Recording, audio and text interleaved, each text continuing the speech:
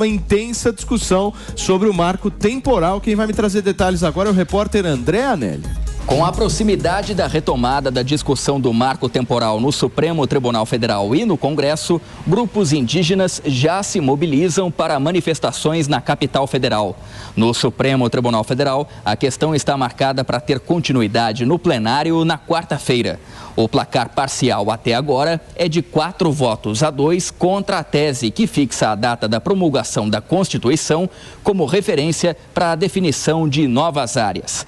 Os argumentos contrários ao marco no STF sustentam que a proteção constitucional aos indígenas independe da existência de uma data específica, que seria 5 de outubro de 1988. Segundo esse entendimento, a Constituição defende os direitos indígenas como originários, o que antecede a formação do Estado. A líder indígena Rosi Maria Viega diz que a indefinição deixa as populações indígenas apreensivas. A gente estamos com a terra em processo de demarcação, que ainda não foi demarcada, porém a gente está nessa luta e se o marco temporal vir agora, a gente estamos meio enrolado, nem somente eu, mas todos os povos que estão aqui, estamos nessa luta, né? A gente diz não ao marco temporal. Já os favoráveis ao marco temporal defendem a segurança jurídica dos proprietários de terras responsáveis pela produção de alimentos e geração de emprego e renda. O relator do marco temporal no Senado, Marcos Rogério, decidiu manter o texto da medida para que não seja necessária uma nova análise pela Câmara dos Deputados. Com essa estratégia, a previsão é que o projeto de lei seja submetido à votação na Comissão de Constituição e Justiça do Senado na quarta-feira desta semana, mesmo dia em que o Supremo Tribunal Federal vai retomar o julgamento do tema. O senador defende que o Congresso é quem deve tomar a decisão a respeito do marco temporal. A gente tem aqui tem que fazer uma escolha, porque se eu modifico o projeto, ele tem que voltar para a Câmara dos Deputados. Então, a gente está tentando avançar no entendimento dentro de uma linha que mantenha o texto que foi aprovado inicialmente e aí, através do ato de sanção, aquilo que é matéria extravagante, ou seja, matéria que vai além do marco temporal propriamente dito, né? De repente, o governo pode fazer opção, né? Como pode fazer opção de vetar inclusive tudo, mas dentro de um entendimento, né? Excluir esses pontos que são pontos que não é o centro, não é o objeto central da norma, que é o marco temporal. Apesar do posicionamento do relator, o tema não é unanimidade no Senado. Parlamentares governistas que avaliam que a medida vai ser aprovada também na CCJ estudam formas de atrasar a tramitação do texto no Senado e dar mais tempo para o STF julgar o caso. Uma das alternativas seria um pedido para que o texto seja analisado por outras comissões do Senado antes da votação no plenário. De Brasília, André Anelli. Muito bem, gente. No Supremo, os ministros que votaram a favor do marco temporal foram, até o momento, Edson Fachin, Alexandre de Moraes, Zanin e o Luiz Roberto Barroso. Quem votou contra foram os indicados de Jair Bolsonaro, tanto Nunes Marques quanto André Mendonça. A gente está debatendo aqui simplesmente uma data, certo, Nelsinho? A discussão ela é sobre uma data. Vale ou não vale a partir da Constituição Federal de 1988? Exato, só para deixar claro, se você disse os nomes dos ministros que votaram a favor do marco temporal, a favor da tese que derruba o marco temporal. Isso. Na verdade, ou seja, que atende o pedido dos indígenas. E infelizmente, no meu ponto de vista, essa tese está vencendo porque não faz o menor sentido, Paulinho. A gente tem que ter segurança jurídica no nosso Estado. Segurança jurídica a partir de interpretação da Constituição, porque a própria Constituição foi lá de 1988, deixou claro que ali havia um marco temporal, o verbo utilizado é no presente, portanto, na data de sua promulgação deve valer. E outra questão importantíssima, essa questão já foi apreciada pelo Supremo em outras ocasiões, em outras oportunidades.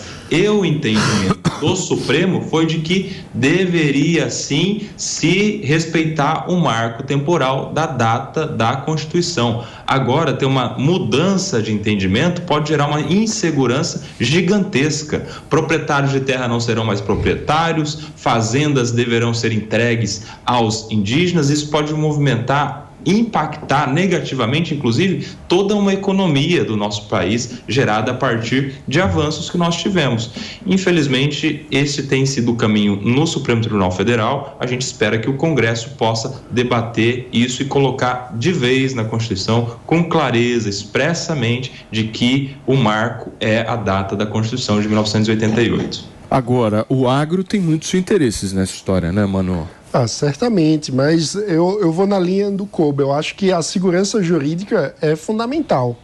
Então, esse tipo de debate, a gente ter passados mais de 30 anos da promulgação da Constituição, a gente ainda está debatendo o que deve ser interpretado por esse artigo da Constituição, mostra como nós temos um ambiente de insegurança jurídica generalizado, que acaba prejudicando todo o ambiente de negócios no Brasil. Então, é aquele ditado de que no Brasil até o passado é incerto. A gente acaba tendo que fazer negócios sem ter certeza sequer sobre de quem é a propriedade de terra. Então, esse tipo de coisa a gente precisa resolver logo essas questões e pacificar qualquer que seja o entendimento e não ficar revertendo o tempo todo o debate, porque senão você gera essa insegurança que prejudica todo mundo. Sim, fala, Pepe.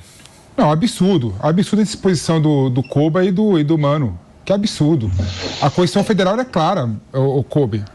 Ela é clara. É Koba. Ela fala, Kobe. É uma carne japonesa maravilhosa. A Constituição Federal é clara. Ela fala o seguinte: são reconhecidos aos índios sua organização social, costumes, línguas, crenças e tradições, os direitos originários sobre as terras.